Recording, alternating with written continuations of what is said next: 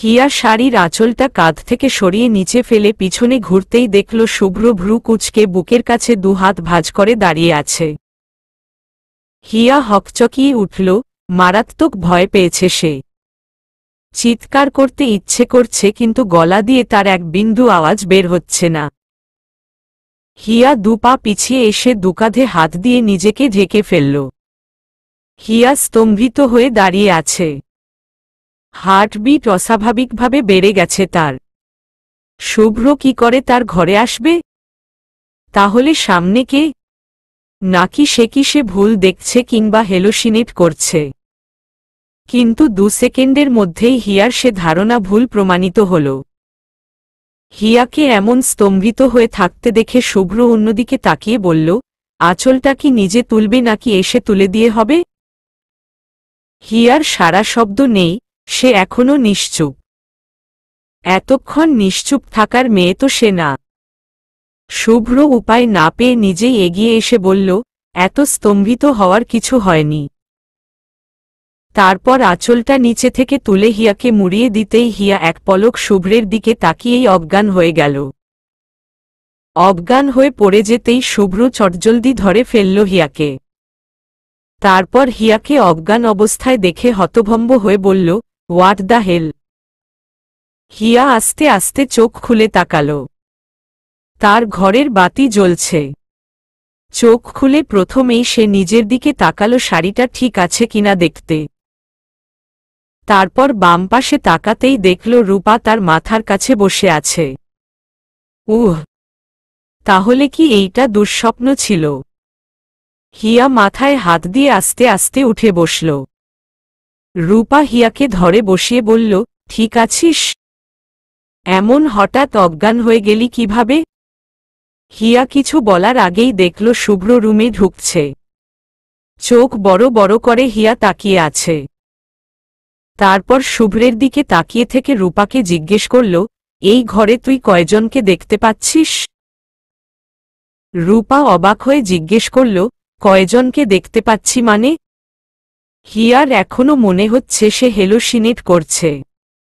শুভ্র ভ্রু কুঁচকে হিয়ার দিকে তাকিয়ে আছে। নীল শাড়ি, হাতে চুড়ি, চোখে কাজল দিয়ে কোথা থেকে ফিরেছে? হিয়া ফ্যাল ফ্যাল করে শুভ্রের দিকে তাকিয়ে আছে। এতক্ষণে সে বুঝতে পারছে এটা শুভ্র, কোনো দুঃস্বপ্ন কিংবা হেলুসিনেশন নয়। লোকটা এইখানে কি করছে? এসে একেবারে তার ঘরে ঘাপটি মেরে বসেছে। সে ভুল করে একবার রুমে গিয়েছিল, তাতে তো পুরো বাড়ি মাথায় তুলে ফেলেছিল। রূপা প্রায় হতভম্ব হয়ে দুজনকে দেখছে। এমনভাবে এরা দুজন দুজনের দিকে তাকিয়ে আছে কেন? রূপা আমতা আমতা করে বলল, আমি যাই। বাবাকে বলি যে তোর জ্ঞান ফিরেছে। বলেই সে কেটে পড়ল। রূপা চলে যেতেই হিয়া রেগে বলল, আপনি এইখানে কি করছেন? শুভ্র কোনো কথা বলল না। স্বাভাবিকভাবে হিয়ার বিছানার একপাশে বসে পকেট থেকে ফোনটা বের করে দেখতে লাগল। হিয়ার রাগে গা জ্বলে যাচ্ছে। তাকে তো রুমেও ঢুকতে দেয় না, আর এইখানে এসে একেবারে বিছানায় বসে আছে। শুভ্র ফোনটা কিছুক্ষণ স্ক্রোল করে হিয়ার দিকে তাকাল।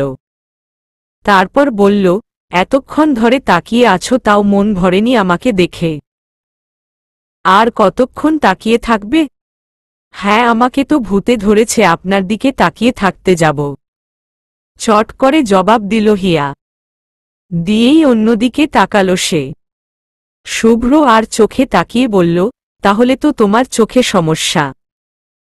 তারপর এগিয়ে এসে হাত বাড়াতেই হিয়া একদম খাটের সাথে মিশে গেল। শুভ্র হাত বাড়িয়েছিল পানির গ্লাসটা নিতে। হিয়াকে জ্বরসর হতে দেখে পানির গ্লাসটা হিয়ার দিকে এগিয়ে দিয়ে বলল, নাও, এইটা আমার থেকে বেশি তোমার প্রয়োজন। হিয়া কাপা কাপা হাতে গ্লাসটা ধরল। সত্যি তার তৃষ্ণা পেয়েছে। এক চুমুকে পুরোটা শেষ করতেই শুভ্র বলল, আমার দিকে তাকিয়ে থেকে একেবারে গলাও শুকিয়ে ফেলেছ। হিয়া গ্লাসটা নামিয়ে বলল, ফালতু কথা একদম বলবেন না। বলছি না আপনার দিকে তাকাইনি। শুভ্র হিয়ার হাত থেকে গ্লাসটা নিয়ে রাখল।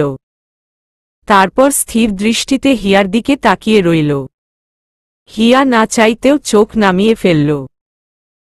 তুমি আমাকে এত ভয় পাও কেন? ভয়ের চটে অজ্ঞানী হয়ে গেলে।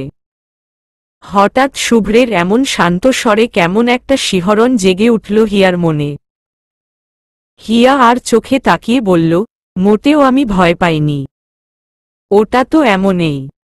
মানে জানি না কেন হয়েছে, কিন্তু ভয় পাইনি আমি। তাহলে তো ভালোই। উঠে নিজের ব্যাগপত্র গুছিয়ে রাখো, কাল সকালে যেতে হবে। হিয়া মুখ ফ্যাকাশে করে বলল, কাল যাব মানে? সবে তো 1 সপ্তাহ হলো আমি এসেছি, আর আমার পরীক্ষার তো অনেক দেরি আছে। আর আপনি এসেছেন কেন আমাকে নিতে? মা পাঠিয়েছে তোমায় নিয়ে যেতে। তোমার যেতে ইচ্ছে না হলে যাবে না, স্বাভাবিকভাবেই বলল শুভ্র। হিয়া অবাক হয়ে তাকিয়ে আছে। হনুমানটা এত ভালো হলো কবে? এটা কি স্বপ্ন? কি যন্ত্রণা! সবকিছু স্বপ্ন স্বপ্ন লাগছে কেন তার কাছে? হিয়া পরক্ষণেই হেসে বলল, ঠিক আছে তাহলে আমি যাব না। শুভ্র ফোনটা বের করে মায়ের নাম্বারটা হিয়ার সামনে ধরতেই হিয়া চোখ বড় বড় করে তাকাল। শুভ্র বলল, নাও, ফোন করে বলো যে তুমি আসতে চাও না। আমিও তাহলে রাতেই ফিরে যাচ্ছি। শুধু শুধু কালকের ক্লাস মিস দেওয়ার কোনো মানে হয় না। শুভ্রের চালাকি ধরতে পেরে হিয়া রাগী গলায় বলল, আপনি ইচ্ছে করে এমন করছেন, তাই না? আমি কিভাবে ওনাকে না বলবো? আর আপনাকে বললেই আপনার চলে আসা লাগবে? এসেছেন কেন আপনি? আপনার না সময়ের অনেক দাম। নষ্ট করছেন কেন আপনার সময়? বক বক তো ভালোই করতে পারো। সাহস দেখানোর বেলায় শুধু ভিজে বিড়াল। বলেই ফোনটা পকেটে ভরে উঠে পড়তেই হিয়ার মামি 1 গ্লাস দুধ নিয়ে হাজির। হিয়া চোখ বড় বড় করে তাকাল। মামি এগিয়ে এসে হিয়ার মুখের সামনে ধরে বলল, নে এক ঢোকে শেষ করবি। হিয়া ভয় ভয় মামিকে জিজ্ঞেস করল, হঠাৎ দুধ? মামি কঠিন গলায় বলল, কথা কম, জলদি শেষ কর, চুলায় তরকারি বসাইয়া আসছি। হিয়া নাক মুখ কুচকে গ্লাসটা হাতে নিল। তারপর তার মামির দিকে তাকাল। সে ধমকের সুরে বলল, তাকিয়ে আছিস কেন? শেষ কর। দুধ হিয়ার একদম পছন্দ না, কিন্তু মামি তো এমনই, না খেলে ঠাস করে একটা লাগাইয়া দিবে। তাই আর কিছু না বলে দুধটা অনেক কষ্ট করে শেষ করে গ্লাসটা মামির হাতে দিল। তিনি গ্লাসটা হাতে নিয়ে হিয়াকে বললেন, চুপ করে বসে থাকবি, খাট থেকে নামবি তো তোর খবর আছে। হিয়া গাল ফুলিয়ে বসে আছে। শুভ্র হিয়ার মামিকে অবাক হয়ে দেখছে। তিনি যেতে যেতে শুভ্রের উদ্দেশ্যে বলেন, ঢাকা গিয়েই টেস্ট করে ফেলবা, বুঝছো কি বললাম? শুভ্র অনেকটা অপ্রস্তুত হয়ে হ্যাঁ সূচক হালকা ঘাড় কাত করল। মামি চলে যেতেই হিয়া অবাক হয়ে প্রশ্ন করল, টেস্ট? কিসের টেস্ট? শুভ্র ভ্রু কুচকে হিয়ার দিকে তাকাল। তারপর বলল, তুমি কয় বক্স আচার খেয়েছ? হিয়া অবাক হয়ে বলল, মানে? আমি কয় বক্স আচার খেয়েছি তা দিয়ে আপনার কি? আর আপনি জানলেন কি করে? তোমার মামি বলল তুমি নাকি অনেক আচার খেয়েছ, তোমার মাথাও নাকি একটু ঘুরিয়েছে। তীক্ষ্ণ দৃষ্টিতে তাকিয়ে বলল শুভ্র। হ্যাঁ, তাতে আপনার কি? রেগে বলল হিয়া। আরে আজব, আমার ইচ্ছে হয়েছে আমি খেয়েছি, আর আমার মাথা ঘুরিয়েছে ঘুরাক, তাতে এই লোকের কি? শুভ্র নিঃশব্দে হাসল। অতিরিক্ত তেলযুক্ত খাবার বেশি পরিমাণে খাওয়ার কারণে হিয়ার মাথাটা ঘুরিয়েছে, আর এতে হিয়ার মামি কি চিন্তা করে বসে আছে। শুভ্র হাসি ঠোঁটের কোণ রেখে বলল, আমার কিছু না, তবে তোমার মামির ধারণা তুমি প্রেগনেন্ট। তাই টেস্ট করাতে বলল। হিয়া হতভম্ব হয়ে তাকিয়ে আছে। এই সব কি শুনছে? কি দেখছে সে? সে পাগল হয়ে গেছে নাকি এই লোকটা পাগল হয়ে গেছে? আর এই বদমাইশ লোকটা দেখো হাসছে।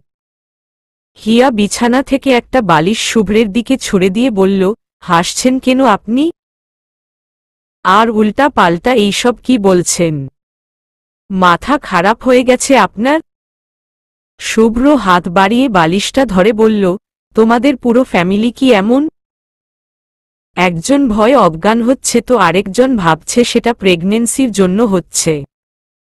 হিয়া রাগে কিরমির করছে। এত কথা বলা শিখেছে কবে এই লোকটা? শুভ্র হাতের বালিশটার দিকে তাকালো, তারপর বলল, আর বালিশ ছুঁড়ে মেরেছ কেন? তোমাকে ছুঁড়ে মারব? পরে তো আবার অজ্ঞান হয়ে যাবা। শেষেরটা উপহাস করে বলল শুভ্র। হিয়া শুভ্রকে যত দেখছে তত অবাক হচ্ছে। এমন শুভ্রকে সে এর আগে দেখেনি। এমনভাবে সে এতদিনে প্রথম দেখছে শুভ্রকে। হিয়া আর কোনো কথা বলল না। চুপ করে বসে আর চোখে শুভ্রের দিকে তাকিয়ে রইল। হিয়ার নিজের কাছেই আজব লাগছে। হঠাৎ অজ্ঞান হওয়ার কি ছিল? আর এই অজ্ঞান হওয়া নিয়ে কত কিছু হয়ে গেল। হিয়া শাড়ি বদলেছে। এখন বিছানায় বসে আছে। হিয়া আগে থেকে এসেই নিজের খাটের অর্ধেকের বেশি জায়গা নিয়ে বসে আছে। হিয়া চিন্তায় শেষ। এই লোকটার সাথে তাকে এক ঘরে থাকতে হবে। কি ভয়ানক! হিয়া রূপার রুমে থাকতে গিয়েছিল, মামি এক ধমক দিয়ে রুমে পাঠিয়ে দিয়েছে। উফফ, সবাই খালি তাকে ধমকের উপর রাখে। একটু ভালো করে কথা বলা যায় তার সাথে। হিয়ার বুকটা ধুক ধুক করছে। শুভ্র ফ্রেশ হয়ে বের হয়ে আসলো। তারপর স্বাভাবিকভাবেই হিয়ার পাশে এসে শুয়ে পড়ল। হিয়া কিছুটা সরে এসে আর চোখে শুভ্রের দিকে তাকিয়ে রইল। শুভ্রের আলোতে ঘুম আসে না, তাই সে চোখ খুলে হিয়ার দিকে তাকাতেই দেখল হিয়া আর চোখে তার দিকে তাকিয়ে আছে। শুভ্র ভ্রু কুঁচকে ফেলতেই হিয়া কড়া গলায় বলল, আমি কিন্তু নিচে ঘুমাব না। এটা বাংলা সিনেমা না। আপনি ভুলেও আমাকে নিচে শুতে বলবেন না। আপনার এত সমস্যা হলে আপনি নিচে শুয়ে পড়ুন। না, আমার কোনো সমস্যা নেই। আর এইটা তোমার ঘর, তাই তোমার বিছানায় তুমি শুতেই পারো। কিন্তু ঘুমানোর আগে লাইটটা অফ করে দিও। বলেই অন্যদিকে ঘুরে শুয়ে পড়ল শুভ্র। হিয়া হতবাক হয়ে তাকিয়ে আছে। হঠাৎ এত ভদ্র হয়ে গেল কিভাবে? হিয়া উঠে গিয়ে সুইচটা বন্ধ করে তার ঘরের নীল তারাগুলো জ্বেলে দিল। হিয়া একদম অন্ধকারে ঘুমাতে পারে না। তারপর নিজেকে পাতলা চাদর দিয়ে মুড়িয়ে একপাশে গুটি মেরে শুয়ে পড়ল। ভালোই ভালোই আজ রাত পার হলেই সে বাঁচে। শুভ্র কিছুক্ষণ পর চোখ মেলতেই দেখল হিয়ার রুমে ছোট ছোট তারা ঝুলছে। অন্ধকারে সেই তারাগুলোর হালকা নীল অবয়ব রুমটায় ছড়িয়ে পড়েছে। শুভ্র ভ্রু কুঁচকে বলল, তোমাকে লাইট বন্ধ করতে বলেছিলাম, এতগুলো আলো জ্বেলে দিতে বলিনি। হিয়া মুখ ঘুরিয়ে শুভ্রের দিকে তাকালো, তারপর বলল, আমি অন্ধকারে ঘুমাতে পারি না। শুভ্র হিয়ার দিকে তাকিয়ে বলল, আমি আলোতে ঘুমাতে পারি না। তাহলে একদিন না ঘুমিয়ে থাকুন, কিচ্ছু হবে না আপনারা। বলেই হিয়া মুখ ফিরিয়ে শুয়ে পড়ল।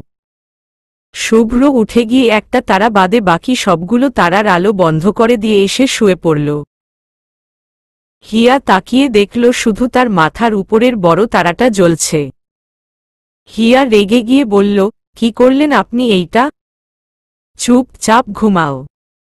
আর উঠে গিয়ে যদি একটা এক্সট্রা তারা জ্বেলে দিয়েছ, তাহলে তো আমাকে চিনো। ধমকের সুরে বলল শুভ্র। হিয়া মুখ বাঁকালো, এই তো হনুমানটা আসল রূপ দেখাচ্ছে। রুমটা তার, কিন্তু হুকুম দিচ্ছে এই লোকটা। হনুমান কোথাকার! শুভ্রের ঘুম ভেঙেছে খুব সকালে। হিয়ার রুমের একটা জানালা খোলা থাকায় ভোরের আলোয় রুমটা আলোকিত হয়ে গেছে। পাখিদের কিচিমিচির আওয়াজ ভেসে আসছে কানে। প্রকৃতির ডাকে কখনোই এমনভাবে সে জাগেনি। শুভ্র আস্তে আস্তে চোখ খুলে তাকাল। তারপর নিজের বাম পাশে তাকাতেই দেখল হিয়া গভীর ঘুমে তলিয়ে আছে। ছোট্ট বাচ্চাদের মতন গালের নিচে একটা হাত রেখে ঘুমাচ্ছে হিয়া। শুভ্রের বাবা আসতে রাজি না হওয়ায় শুভ্রের মা তাকে জোর করেছে। মোহনা এসেও হিয়াকে খুঁজেছে। কি অদ্ভুত কয়েক মাস এই মেয়েটা সবার এত কাছের হয়ে গেল। এই স্টুপিড মেয়েটার কি এমন ক্ষমতা যার জন্যে শুভ্রনীল আহমেদ এতদূর এসেছে? নাকি এই মেয়েটাকে জ্বালাতে তারও ভালো লাগে? হয়তো। শুভ্র দ্বিতীয়বারের মতো হিয়ার দিকে ফিরল। হিয়া নড়ে চড়ে উঠে চোখ খুলল, কিন্তু শুভ্র চোখ সরাল না, স্থির দৃষ্টিতে তাকিয়ে রইল। হিয়া চোখ খুলে শুভ্রকে নিজের সাথে এক বিছানায় দেখে চমকে উঠে দূরে সরতেই হুড়মুড়িয়ে চাদর সহ নিচে পড়ে গেল। পড়েই আহ করে চিৎকার করে উঠল। বিছানা থেকে পড়ে তার মাথায় এলো সে আর শুভ্র একই ঘরে ছিল সারা রাত। হিয়া কোমর ধরে আর্তনাদ করে উঠল। হিয়ার এমন কাণ্ড দেখে শুভ্র ভ্রু কুঁচকে উঠে বসল। এই মেয়েটা অতিরিক্ত পরিমাণে ছটফট করে। শুভ্র ভ্রু ডলতে ডলতে বলল, কোমর কি ভেঙেছে? ভেঙে গেলেও কিন্তু স্ট্রেচারে করে ঢাকায় যেতে হবে। হিয়া রাগে কটমট করে শুভ্রের দিকে তাকালো, তারপর বলল, আপনি তো সেটাই চান। আমি কোমর ভেঙে ঘরে বসে থাকি। সে তোমার কোমর ভাঙলেও তুমি ভাঙ্গা কোমর নিয়ে লাফালাফি করবে। ঘরে বসে থাকার মেয়ে তো তুমি না। বলতে বলতে শুভ্র খাটের উপর থেকে উকি দিয়ে নিচে তাকাল। হিয়া কোমরে হাত দিয়ে বসে আছে আর বীর বীর করে কি জানি বলছে।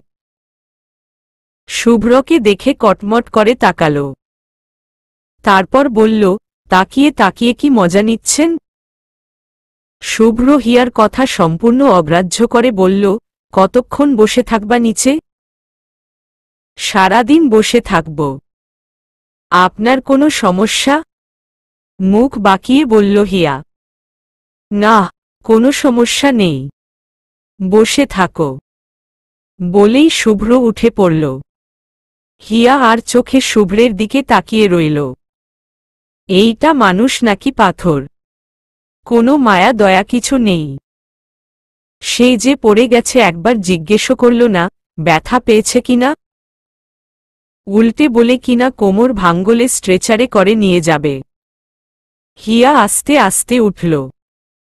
তেমন বেশি ব্যথা পায়নি সে। কিন্তু ঘুম ভাঙতে না ভাঙতেই এভাবেই খাট থেকে সে পড়েনি কখনো।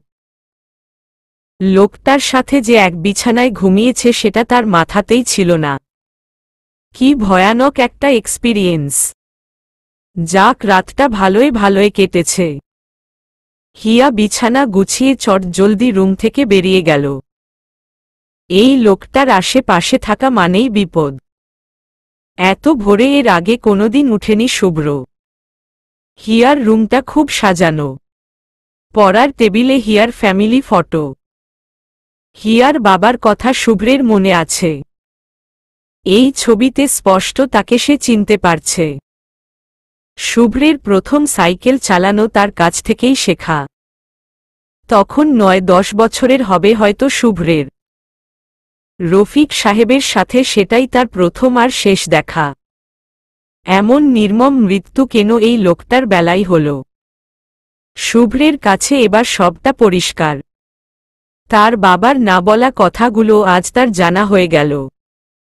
বাবার উপর রাগটাও তার অনেকটা কমে গেল। রফিক সাহেব যে বাবার কত কাছের সেটা সে জানে। বাবা তাকে সবটা বললে হয়তো পুরো ব্যাপারটা এত বাজে হতো না। হঠাৎ এক বিষণ্ণতায় তার মুখে ভরে এলো। শুভ্র ছবিটা আগের জায়গায় রেখে হাঁটতে বেরিয়ে এলো। শুভ্র ফিরে আসতেই হিয়ার মামার সাথে দেখা। তিনি ড্রয়িং রুমে বসে পত্রিকা পড়ছিলেন। শুভ্রকে আসতে দেখে পত্রিকা নামিয়ে বললেন, জগিংয়ে গিয়েছিলে নাকি? বলেই হিয়াকে ডাকতে ডাকতে বলল, এই হিয়া, জামাইকে তোয়ালে দে। শুভ্র চলে যাওয়ায় হিয়া এই ফাঁকে নিজের রুমে ঢুকে ব্যাগটা গুছিয়ে নিচ্ছিল। জামাইকে তোয়ালে দে মামার মুখে কথাটা শুনেই রাগ লাগল। এই হনুমাটাকে আবার তোয়ালে দিতে হবে কেন? কি দরদ! একেবারে জামাই জামাই করে পাগল। সে চলে যাচ্ছে তাতে কারোর কিছু না। হিয়ার আবার ডাক পড়তেই হিয়া উঁচু গলায় বলল, আসি। জামাই জামাই করে সবাই পাগল হয়ে গেছে। হিয়া তোয়ালে হাতে মুখ কালো করে এগিয়ে এলো।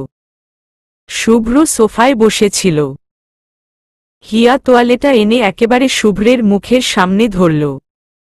শুভ্র ভ্রু কুঁচকে তোয়ালেটার দিকে তাকাল। একদম মুখের সামনে এনেই ধরতে হবে মেয়েটার। শুভ্র তোয়ালে হাতে নিতেই হিয়া মামার দিকে তাকিয়ে গাল ফুলিয়ে চলে গেল। শুভ্র তোয়ালে দিয়ে ঘাড় মুছতে মুছতে মামাকে বলল, আচ্ছা, হিয়ার বাবার কি হয়েছিল? আমি শুধু দুঃসংবাদটা জানি, এর বেশি কিছু আমার জানা নেই। কথাটা জিজ্ঞেস করতেই হিয়ার মামার মুখ ফ্যাকাশে হয়ে গেল। তিনি একটা দীর্ঘশ্বাস ফেলে বললেন, কি আর বলবো? সব আল্লাহর ইচ্ছা। যতটুকু শুনেছি গভীর রাতে চালক নাকি নিয়ন্ত্রণ হারিয়ে ফেলে সরু রাস্তায়। তারপর বাস উল্টে খাদে পড়ে যায়। তারপর না হয় নাই বা বললাম। হিয়ার বাবা আইসিইউতে ছিলেন 2 দিন। এতটুকু বলেই চোখ ভিজে এলো তার। তিনি চুপ করে থেকে নিজেকে সামলে বললেন, আকাশ আর আমার বোন, ওরা তো শেষ চেষ্টাও আমাকে করতে দেয়নি। আর আমি অনেক চেষ্টা করেছি দুলাভাইকে বাঁচানোর, কিন্তু পারিনি। এতটুকু বলেই তিনি কেঁদে ফেললেন। শুভ্র উঠে এসে মামাকে ধরল। তিনি চোখের পানি মুছে বললেন, আমি ঠিক আছি। শুভ্র মামাকে ধরে তার পাশে বসল। হিয়াকে আল্লাহ বাঁচাইয়া রাখসে, কিন্তু ওর বাম পায়ে বিশাল এক ক্ষতি হয়ে গেছে। অপারেশন করাতে এখন শুধু হাঁটতে পারে। কয় মাস যে মেয়েটা বিছানায় বসেছিল, চুপ করে শুধু কাঁদত, কথাও বলতো না ঠিক করে। ডাক্তার ওকে দৌড়াতে বারণ করছে। হিয়ার অপারেশনের টাকা জোগাড় করতে মেয়ের বিয়ের জন্যে জমানো সব টাকা খরচ করে ফেলায়।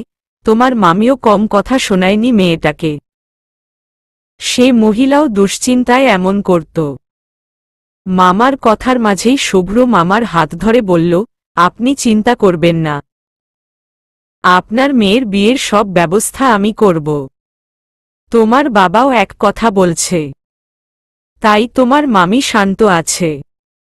কিন্তু হিয়ার জন্য আমার বড় চিন্তা হয়।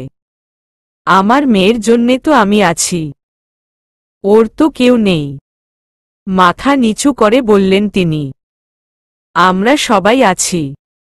শুভ্রের মুখে এমন কথা শুনে মামা কিছুটা স্বস্তি পেলেন। ছেলেটাকে প্রথমে সে যেমনটা ভেবেছিল ছেলেটা আসলে তেমন না। শুভ্র নাস্তার টেবিলে বসতেই মেসেজের আওয়াজ হলো তার ফোন থেকে।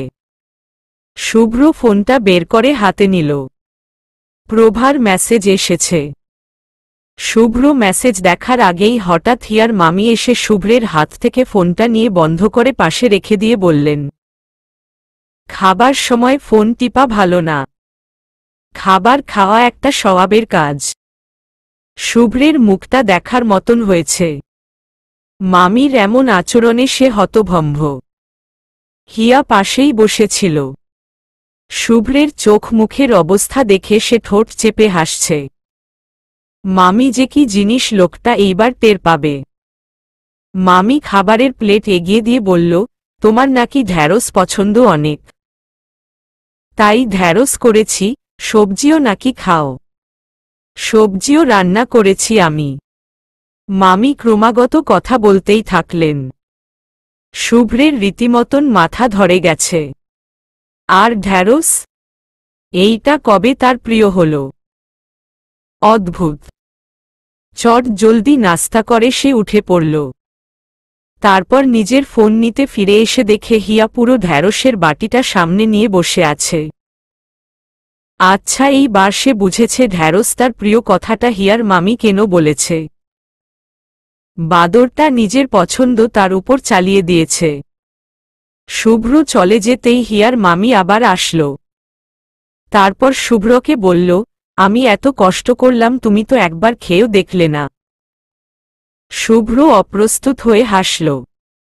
তারপর মামি হিয়ার দিকে তাকিয়ে বলল, তুই পুরো বাটি নিয়ে বসেছিস কেন?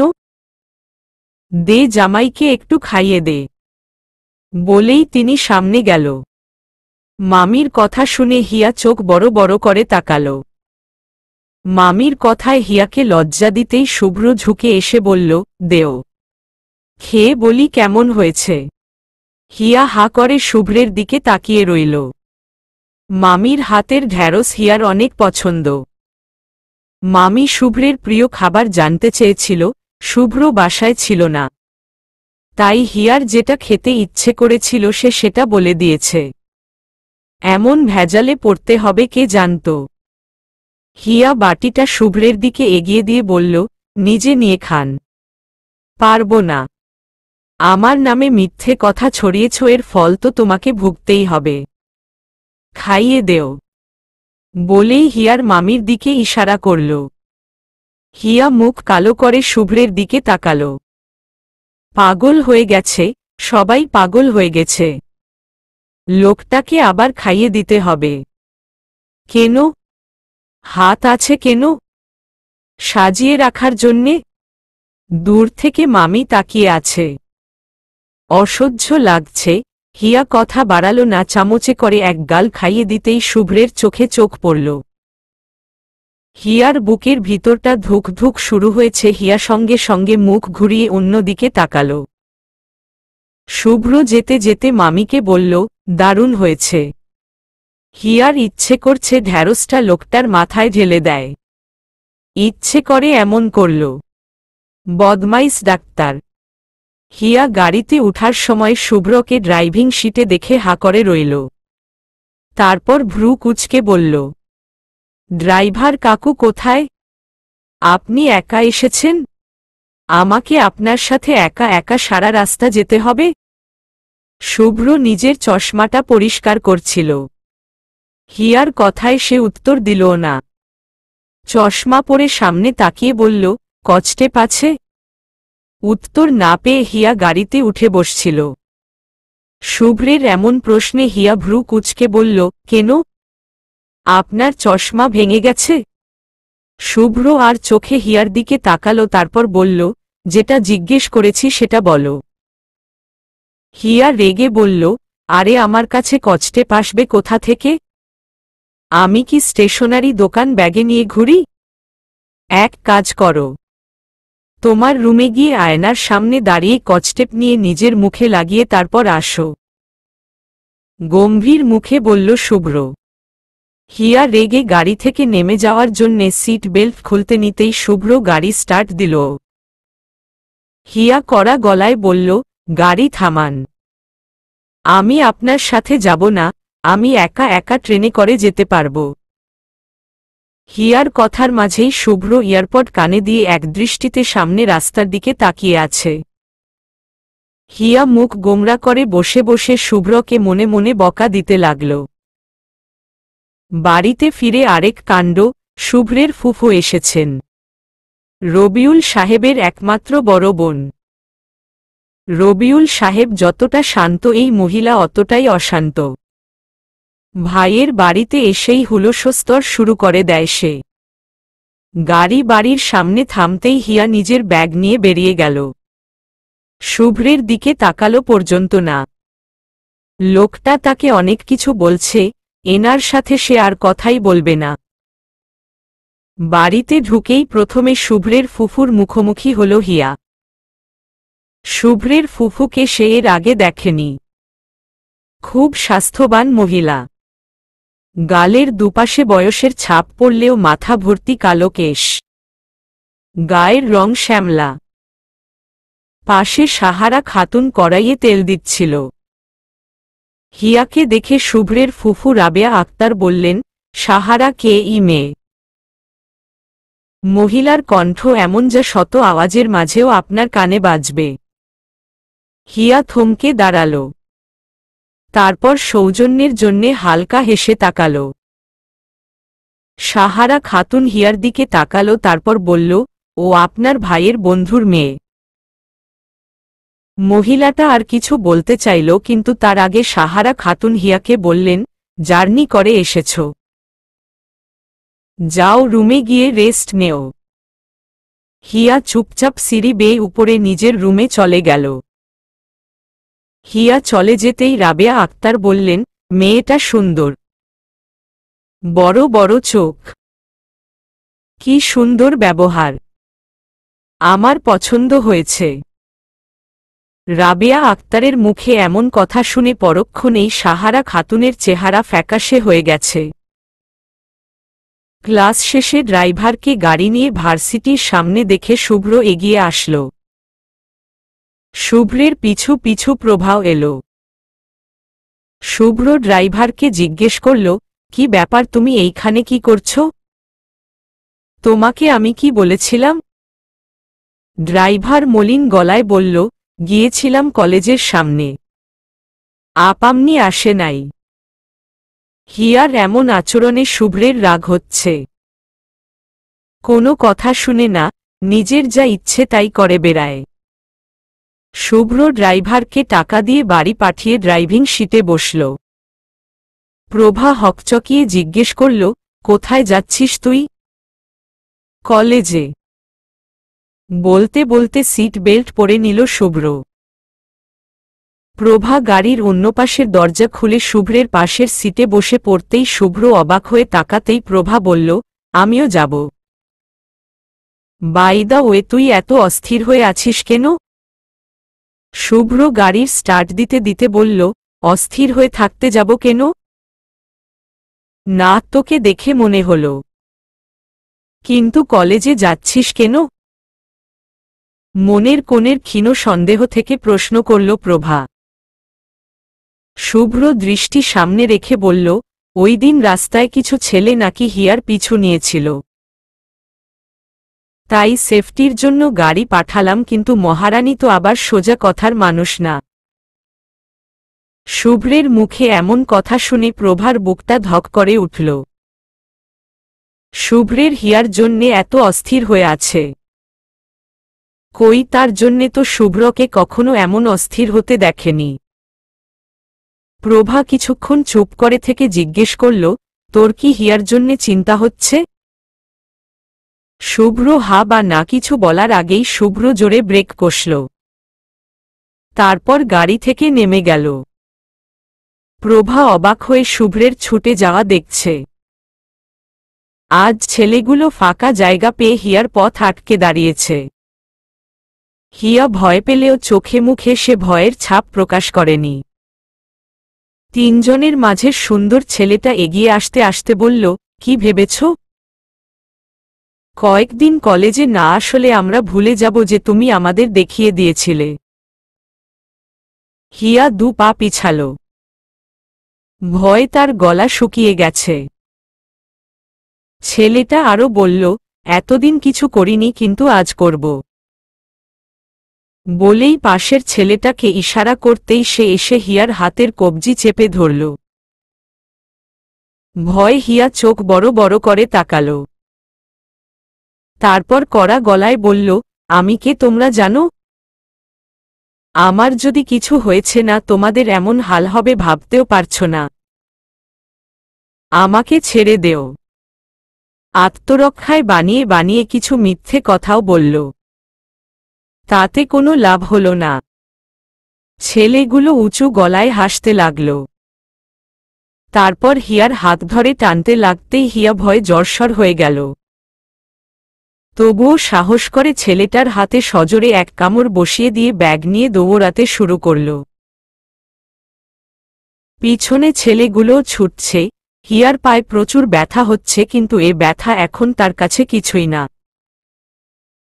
চিপা গলি পেরিয়ে মেইন রাস্তায় আসতেই হঠাৎ একটা বাসের সামনে এসে পড়ল হিয়া। হিয়া চোখ মুখ কুঁচকে ফেলতেই মনে হল কে যেন তাকে নিজের বাহুতে জড়িয়ে নিয়েছে। শুভ্র দৌড়ে এসে হিয়াকে নিজের বুকে টেনে সরিয়ে আনল বাসের সামনে থেকে। হিয়া শক্ত করে শুভ্রের শার্ট চেপে ধরল, শুভ্রের বুকে মাথা রাখতেই হিয়া শুভ্রের হৃদকম্পন অনুভব করতে পারল। প্রচণ্ড গতিতে শুভ্রের হার্টবিট করছে। বাস চালক ব্রেক কষে জানালা দিয়ে মাথা বের করে কড়া গলায় বলল, এমন রাস্তায় দৌড়াদৌড়ি করেন কেন? যত সব, পরে দুর্ঘটনা হইলে তো ড্রাইভারের দোষ। বলেই তিনি বাস স্টার্ট দিলেন। বাস চালকের এমন উক্তিতে হিয়ার হুঁশ ফিরল। হিয়া শুভ্রের বুক থেকে মাথা তুলে তাকাতেই দেখল শুভ্র চোয়াল শক্ত করে রাগে জোরে জোরে শ্বাস নিচ্ছে। শুভ্র হিয়ার দুই বাহু শক্ত করে ধরে ধমক দিয়ে বলল, তুমি কি পাগল হয়ে গেছ? এভাবে কেউ রাস্তার মাঝে দৌড়ায়? হিয়া মাথা নিচু করে রইল, কোনো উত্তর দিলও না, খালি একবার ভয়ার্ত দৃষ্টিতে চিপা গলিটার দিকে তাকাল। হিয়ার এই তাকানোতেই শুভ্র সবটা বুঝে গেল। শুভ্র সেদিকে তাকালো কিন্তু আশেপাশে কাউকে দেখল না। শুভ্র আরো রেগে গিয়ে বলল, গাড়ি পাঠিয়েছিলাম না? এত কিসের জেদ তোমার? এতক্ষণে প্রভা গাড়ি থেকে নেমে ছুটে এলো। প্রভাকে দেখে হিয়া শুভ্রের শার্ট ছেড়ে কিছুটা পিছিয়ে দাঁড়াল। এর মাঝেই শুভ্র আবার ধমক দিয়ে বলল, চুপচাপ দাঁড়াও, এক পাও নড়বে না। হিয়া আর চোখে শুভ্রের দিকে তাকাল। হিয়ার ভয় লাগছে।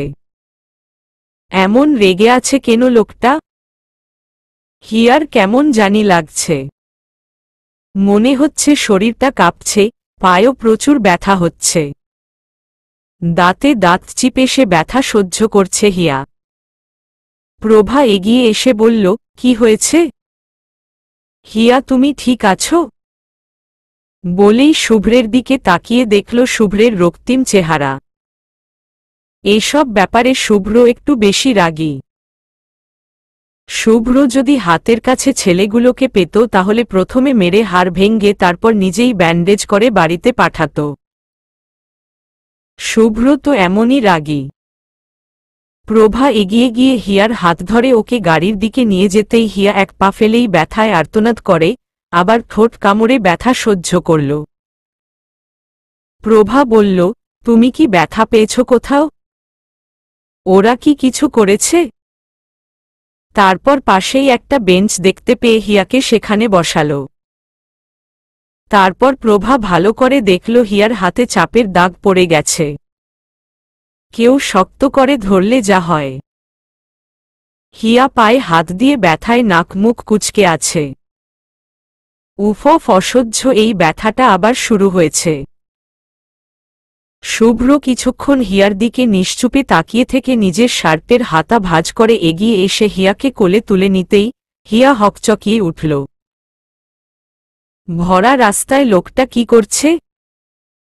হিয়া লজ্জায় মাথা নামিয়ে বলল, নামান আমাকে, মানুষ দেখছে। শুভ্র হিয়ার দিকে একবার রাগী চোখে তাকাতেই হিয়া চুপ করে থেকে নিজের মুখটা শুভ্রের শার্টে লুকিয়ে ফেলল। আশেপাশের অনেকেই হা করে তাকিয়ে দেখছে, ব্যাপারটায় যেন তারা খুব মজা পাচ্ছে। প্রভা সেই মানুষের ভিড়ে দাঁড়িয়ে আছে নিশ্চুপে। হঠাৎ কেমন একটা অদৃশ্য ব্যথা তার শরীরে বয়ে যাচ্ছে। ব্যথাটা আরও তীব্র হল যখন শুভ্র হিয়াকে প্রভার জায়গায় বসাল। সময় যেন সেইখানেই থমকে গেছে প্রভার। শুভ্র ড্রাইভিং সিটে বসার আগে প্রভাকে খুঁজল কিন্তু হঠাৎ প্রভা এই ভিড়ের মাঝে নেই। তাহলে কি প্রভা চলে গেছে? শুভ্র ড্রাইভিং সিটে বসে একবার হিয়ার দিকে তাকাল।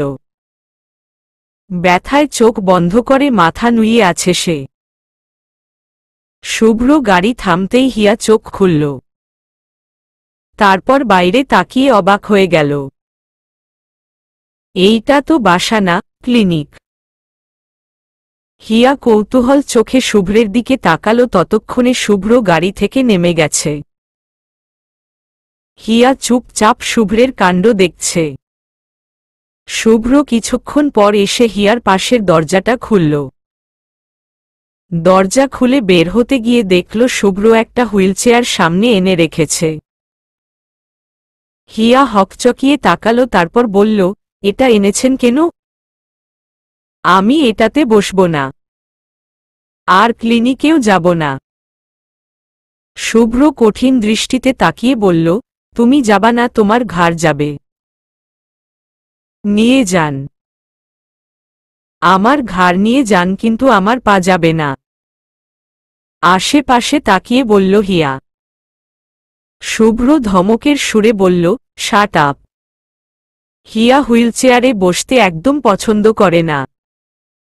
এর আগেও তাকে বসতে হয়েছে, আর সে তো হাঁটতে পারে, তাহলে কেন হুইলচেয়ারে যাবে?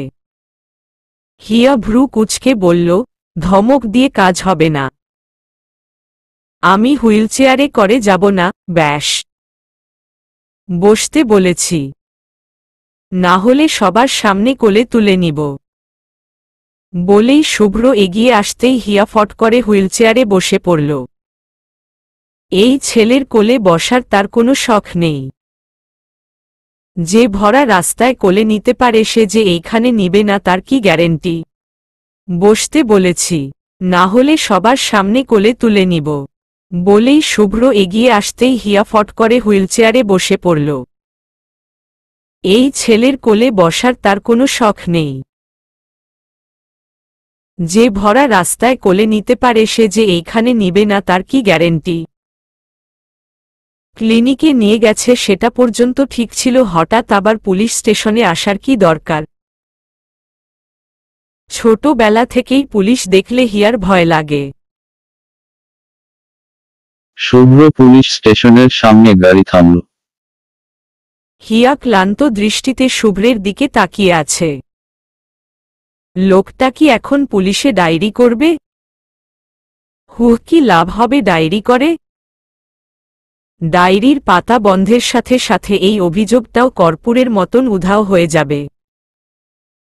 শুভ্র গাড়ি থেকে বের হয়ে যেতেই হিয়া ঘুমের ভান ধরল। এই লোকটা এখন যদি থানার ভিতরেও যেতে বলে, বলতেই পারে। সে থানায় পা দিবে না, জীবনেও না। হিয়াকে সম্পূর্ণ ভুল প্রমাণ করে শুভ্র একাই থানার ভিতরে গেল। হিয়া হালকা চোখ খুলে তাকাতেই অবাক হয়ে গেল, শুভ্র একাই যাচ্ছে। শুভ্র এমন ভঙ্গিতে যাচ্ছে যেন এটা থানা নয়, তার মামার বাড়ি। হিয়া গাড়ির জানালা দিয়ে মুখ বের করে এদিক সেদিকে তাকাচ্ছে। এই শুভ্রনীল আহমেদ অতিরিক্ত পরিমাণে ভদ্রলোক। নিশ্চয়ই সে মারামারি করতে জানে না, মারপিট করতে জানা থাকলে কেউ পুলিশ স্টেশনে আসে না। হিয়ার আরও অবাক হল যখন কিছুক্ষণ পর থানার অফিসার শুভ্রের সাথে বেরিয়ে আসল। অফিসারটা শুভ্রের বয়সী মনে হচ্ছে। সে অফিসার শুভ্রের গাড়ি পর্যন্ত এগিয়ে দিতে এসে হিয়াকে বলল, ভয় পাওয়ার কিছু নেই। নামগুলো তো শুভ্র বলেই দিয়েছে। আমার জন্যে এখন ওদের খুঁজে পাওয়াটা সহজ হবে। হিয়া হা করে শুভ্রের মুখটা একবার দেখল। নাম বলে দিয়েছে মানে? এই লোক নাম জানে কিভাবে? উনি কি ডাক্তারি ছেড়ে গোয়েন্দা হয়েছেন? হিয়া অফিসারটার দিকে তাকালো, তিনি আবার বললেন, আমি অপু, শুভ্রের মামাতো ভাই। বলেই শুভ্রের দিকে তাকিয়ে প্রশ্ন করল, কে ই মেয়ে? শুভ্র আর চোখে অপুর দিকে তাকাল। এই পরিচয় পর্বটা তার বিরক্তিকর লাগছে। হিয়া কিছু বলতে যাবে তার আগেই শুভ্র গাড়ি স্টার্ট দিয়ে অপুর উদ্দেশ্যে বলল, আমার তাড়া আছে আজ। বলেই গাড়ি ঘুরিয়ে নিল। আগে হিয়ার মনে হতো শুভ্র শুধু তার সাথেই এমন করে, কিন্তু না, এই ডাক্তার সাহেব তো সবাইকে ওষুধের উপর রাখে। হিয়া কিছুক্ষণ চুপ করে থেকে জিজ্ঞেস করল, আচ্ছা, আপনি ওই ছেলেগুলোর নাম জানলেন কিভাবে? ওদের তো আপনি দেখেননি পর্যন্ত। শুভ্র আর চোখে হিয়ার দিকে তাকালো, তারপর বলল, সেটা তোমার জানতে হবে না। হ্যাঁ, আমার কিছুই জানা লাগবে না। আপনি সব জেনে বসে থাকুন। ক্লিনিকে নিয়ে গিয়ে সেখানেও ডাক্তারের সাথে আপনি কথা বললেন, এই থানায় এনে গাড়িতে বসিয়ে রাখলেন। যখন আমার জানার দরকার নেই তাহলে আমাকে আনলেন কেন? বলেই হাঁপিয়ে গেল হিয়া। বিরক্তি লাগছে তার। হিয়া হাঁপিয়ে উঠে চুপ করে আছে। শুভ্র গাড়ির ড্রয়ার থেকে একটা পানির বোতল হিয়ার দিকে এগিয়ে দিল। হিয়ার রাগ হচ্ছে, পনির বোতলটা নিতে ইচ্ছে করছে না, কিন্তু তৃষ্ণাও পেয়েছে। হিয়া ফট করে শুভ্রের হাত থেকে পনির বোতলটা নিল। শুভ্রের গোমরা মুখটা তার অসহ্য লাগছে। যদিও ক্লিনিকে যাবার পর তার ব্যথাটা কমেছে, তাও পাশে কেউ এমন মুখ করে বসে থাকলে কেমন লাগবে? হিয়া সর্বশক্তি দিয়ে চেষ্টা করেও বোতলটা খুলতে পারল না। বোতলটাও লোকটার মতন। হিয়া গাল ফুলিয়ে বোতলটা একপাশে রেখে দিল। শুভ্র বিরক্তি নিয়ে বোতলটার দিকে তাকাল। তারপর সামনে গাড়িটা থামিয়ে বিরক্তির নিঃশ্বাস ফেলে বোতলটা হাতে নিয়ে খুলল। তারপর হিয়ার দিকে এগিয়ে দিয়ে বলল, নাও। শুভ্রের এমন শান্ত ব্যবহার হিয়ার ঠিক হজম হচ্ছে না। হিয়া হাত বাড়িয়ে পানির বোতলটা নিল। তারপর পানি খাওয়া শেষ করতেই শুভ্র গাড়ি স্টার্ট দিল। বাড়ি ফিরতে এত দেরি হওয়ায় রবিউল সাহেব ভীষণ চিন্তায় ছিলেন। কিন্তু করিডোর দিয়ে শুভ্রের গাড়িতে হিয়াকে ফিরতে দেখে তিনি আরও বেশ অবাক হলেন। এই ঘটনার কোনো ব্যাখ্যা তিনি খুঁজে পেলেন না। শুভ্র গাড়ি থেকে নেমে যেতেই হিয়া তাড়াহুড়ো করে রীতিমতো দৌড়ে শুভ্রের সামনে এসে দাঁড়াল। আজকের ঘটনাতে শুভ্রের মেজাজ এমনই বিগড়ে ছিল, হিয়াকে দৌড়াতে দেখে আরও রেগে গিয়ে বলল, আবার দৌড়াচ্ছ কেন? ছটফট না করে থাকতে পারো না? হিয়া চোখ পিট পিট করে শুভ্রের দিকে তাকিয়ে আছে। সে একটা কথা শুভ্রকে বলবে, লোকটা মানবে কিনা কে জানে। এমনই অগ্নিকুণ্ড হয়ে আছে। শুভ্র চোখ বুজে নিজের রাগ সামলে বলল, পায়ের ব্যথা কি কমেছে? হিয়া হা সূচক মাথা নাড়ল। আচ্ছা, তাহলে ভিতরে যাও। বলে চলে যেতেই হিয়া আবার এসে শুভ্রের সামনে দাঁড়াল। এগুতে গিয়েও থমকে দাঁড়াতে হল শুভ্রকে। শুভ্র ভ্রু কুঁচকে বলল, তুমি কি আবার কোনোভাবে আমার কোলে করে ভিতরে যেতে চাইছ? Listen, don't take it for granted. Hiya হকচকিয়ে সঙ্গে সঙ্গে দুপা পিছিয়ে হাত দিয়ে না করতে করতে বলল, আমার একটা কথা ছিল। শুভ্র নিজের দিকে আঙ্গুল দিয়ে বলল, আমার সাথে? Are you sure? হিয়া হা সূচক মাথা নেড়ে বলল, হুম, আজ যা হয়েছে সেটা আপনি কাউকে বলবেন না। শুভ্র হিয়ার কথায় এবার প্রচুর বিরক্ত হয়ে হিয়াকে পাশ কাটিয়ে চলে যেতে নিতেই হিয়া আবারও সামনে এসে দাঁড়াতেই শুভ্র বলল, দেখো, একদম আমাকে রাগিয়ে দিও না। আর তোমার এইসব স্টুপিড কথা শোনার আমার ইচ্ছে নেই। আপনি তো এমনই রেগে থাকেন, আরেকটু রাগলে কি হবে? হয়তো ঘূর্ণিঝড়ের বদলে সাইক্লোন আসবে, আসলে আসুক। কিন্তু প্লিজ আপনি বাসার কাউকে বলবেন না। কাদো কাদো চেহারা করে বলল হিয়া। তাতে কি কোনো লাভ হল? শুভ্র আবারও পাশ কাটিয়ে চলে গেল। সেবার এই ঘটনা যে কতদূর গোড়াবে তা কেউ জানে না। রবিউল সাহেব যদি কলেজ বদলে দেয়। হিয়া আস্তে আস্তে বাসায় ঢুকল শুভ্রের পিছনে পিছনে। শুভ্র এসেই সোফায় গা হেলিয়ে দিল। হিয়া চুপি চুপি নিজের রুমে যাওয়ার আগেই রবিউল সাহেব সামনে এসে বলল, কিরে এত দেরি হলো কেন আজ? হিয়া হকচকিয়ে তাকালো, তারপর আমতা আমতা করে বলল, পড়ে গেছিলাম। পড়ে গিয়েছিলি মানে? বেশি ব্যথা পেয়েছিস? কিভাবে পড়লি? চিন্তিত হয়ে প্রশ্ন করল রবিউল সাহেব। এবার সে কি বলবে? হিয়া এদিক সেদিকে তাকিয়ে বলল, বেশি ব্যথা পাইনি। কিন্তু পড়লি কিভাবে? আবারও প্রশ্ন করলেন তিনি। হিয়া আমতা আমতা করে বলল, হোঁচট খেয়ে পড়ে গেছি।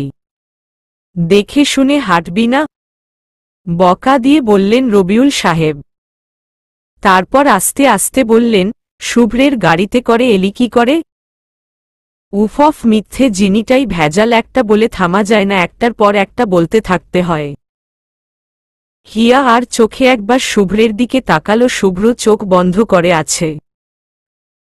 তারপর হিয়া কিছুটা অপ্রস্তুত হয়ে বলল, আমি লিফট চাইলাম। পড়ে গেছিলাম যে তাই। প্রথমে দিতে চাইনি, পরে আপনার কথা বলতেই রাজি হয়। আর রাস্তায় এত জ্যাম ছিল, প্রায় 2 ঘন্টা জ্যামে বসেছিলাম। রবিউল সাহেব আর চোখে একবার ছেলের দিকে তাকালেন। তারপর হিয়াকে বলল, আচ্ছা গিয়ে তাহলে ফ্রেশ হয়ে নে। রবিউল সাহেব চলে যাচ্ছিল। হিয়া আশেপাশে তাকিয়ে বলল, সবাই কোথায়? বাড়িতে এলেই শুভ্রের ফুফুর আওয়াজ তো কানে আসারই কথা, কিন্তু বাড়িটা একদম ঠান্ডা হয়ে আছে। রবিউল সাহেব যেতে যেতে বলল, ওরা কোথায় যেন গেছে সেই সকালে। মোহনাকেও সঙ্গে নিয়ে গেছে। রবিউল সাহেব চলে যেতেই হিয়া দম ফিরে পেল। উফফ, যাক, এই লোকটা মুখ বন্ধ রেখেছে। শুভ্র উঠে দাঁড়িয়ে সিঁড়ির দিকে এগুতে এগুতে কিছুদূর গিয়ে আবার থেমে গেল। শুভ্রের পিছু পিছু হিয়া উঠছিল, কিন্তু শুভ্র থেমে যাওয়ায় আরেকটু হলেই শুভ্রের সাথে একটা ধাক্কা খেত সে। হিয়া চুপ করে সিঁড়ির একপাশে দাঁড়ালো। অন্য সময় হলে সে চেঁচিয়ে উঠত, কিন্তু এখন সে ভদ্র বাচ্চা। শুভ্র 2 সিঁড়ি নিচে নেমে হিয়ার সামনে এসে দাঁড়াল। হিয়ার বুকের ভিতরটা ধুক ধুক করছে। আবার কি কিছু হয়েছে, নাকি সে কিছু করেছে? শুভ্র এগিয়ে এসে রেলিংয়ের দুপাশে হাত রাখতেই হিয়া জড়সড় হয়ে দাঁড়াল।